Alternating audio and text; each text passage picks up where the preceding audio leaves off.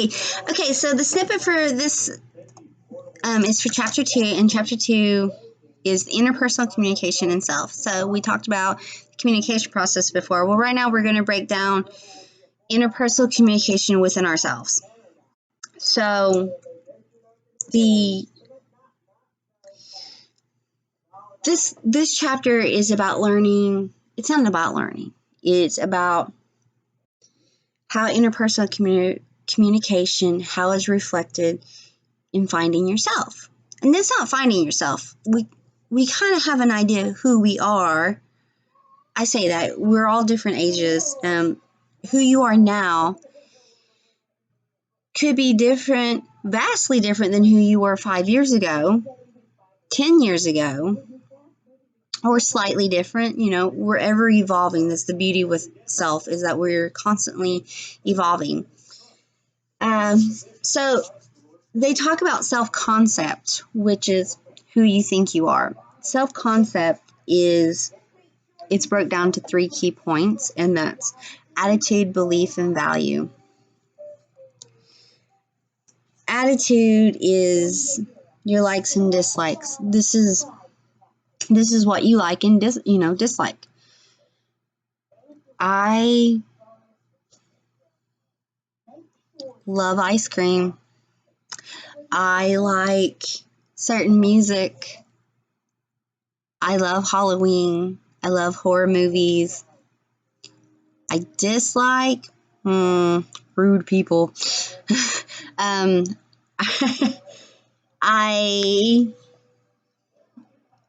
trying to give ideas of likes and dislikes, but this gives you the idea. You could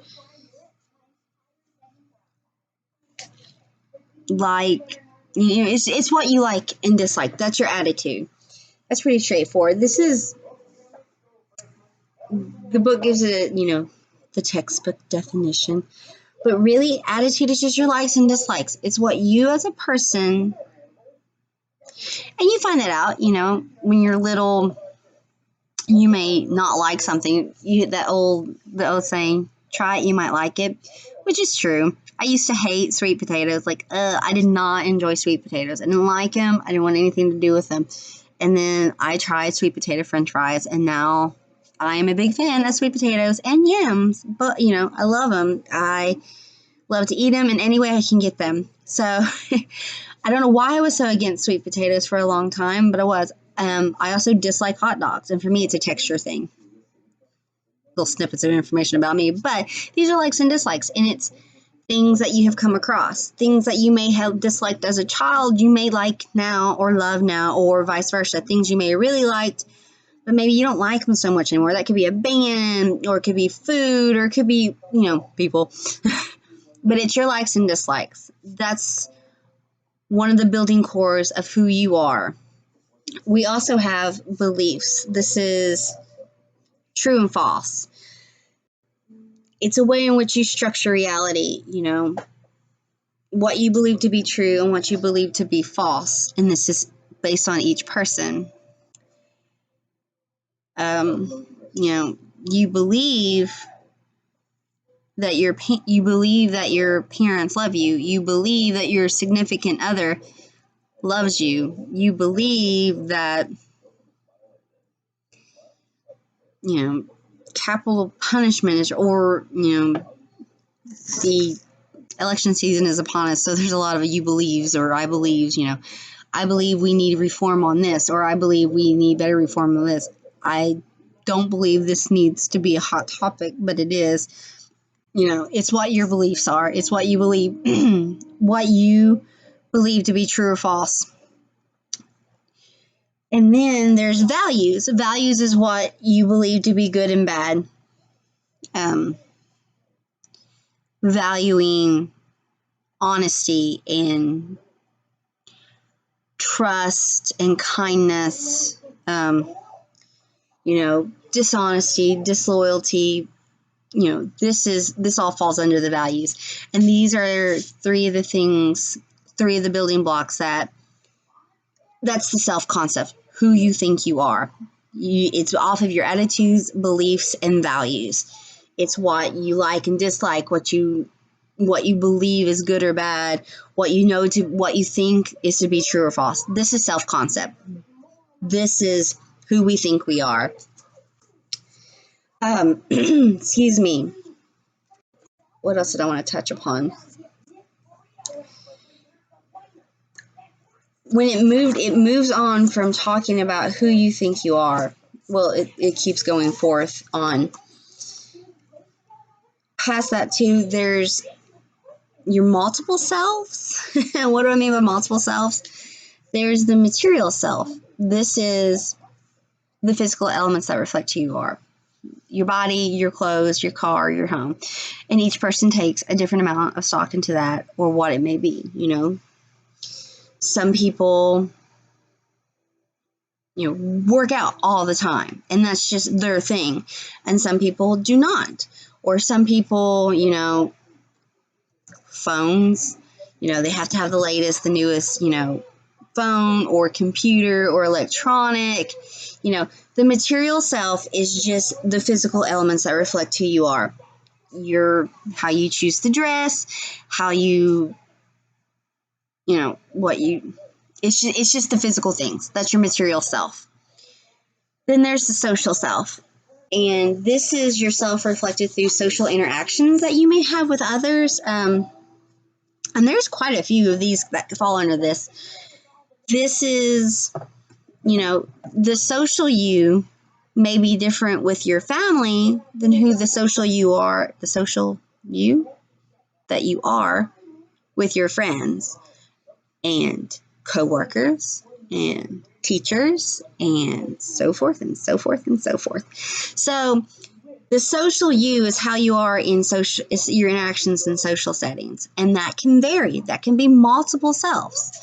There's the family self, there's the romantic self, there's the professional at work or the professional at school, or perhaps there's certain clubs or organizations or sports you're affiliated with that you're also different with. That's all that is.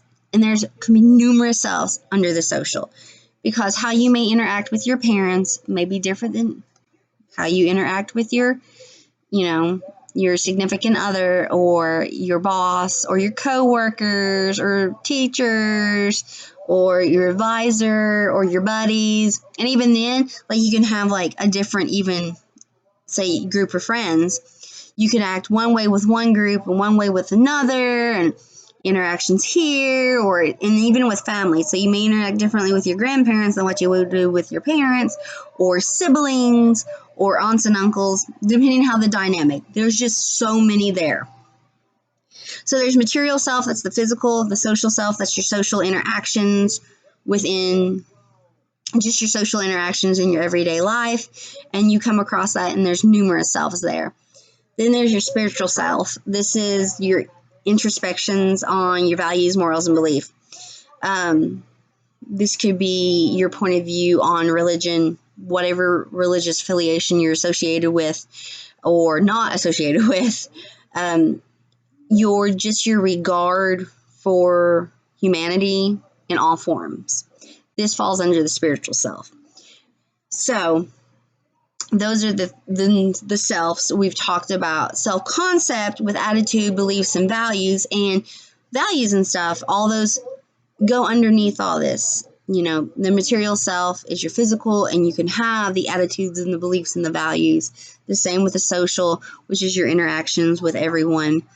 And your spiritual, all that falls under it. So you can see how this all starts to blend in. There's numerous selves. You have numerous selves. All of us do. We just interact with people differently. I used to be told, you should pick your own voice when you do this or that, because I tend to have a higher pitched voice. But if I want to be in a situation that I feel I need to be heard more, I will deepen my voice. And that's a different self. I interact differently with friends than I do with my family, and vice versa. Or even, I act differently with my kids than what I do with other people's kids. That sounds a little crazy, but I think that's usually how it goes. So all that is within self-concept. Well, all of this is under self-concept. This is the one I was wanting to hit on first. Touch base real quick on that. Right underneath that, there's about looking glass self, and looking glass self is so fun. The concept basis of looking glass self is that you learn who you are based on interactions with others who reflects yourself back on you. So this could be your affiliations with groups. I talked about this with social self, but certain interactions with groups or certain people. Have you been around someone they're like a chameleon? And what I mean by that is, depending on who they hang out with, they're all about the same thing that group is or that person is. That's what looking glass theory or looking glass self really reflects. It's those people that when they're with someone, they become like them. They have the same values and the same beliefs and the same ideologies and the same communication style, and they're just similar to the person or people that they're with. You could be the reflection of the group or a certain person himself or an organization. They just take on that whole mindset and physicality and mentality and everything, but yet they can change it again. It's a chameleon. It's crazy. It's not crazy, but it's called looking glass self. It's interesting.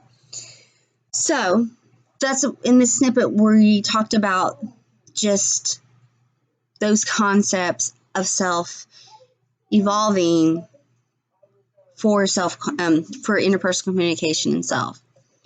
So, again, for this chapter, I didn't say this at the beginning of the video, but I will post their learner lessons, and I'm also going to post something I'm going to make a snippet about called the Johari window. I'm going to post some visual images for the Johari window, but it's also in your book. So, I will come back with a video for that. Thanks.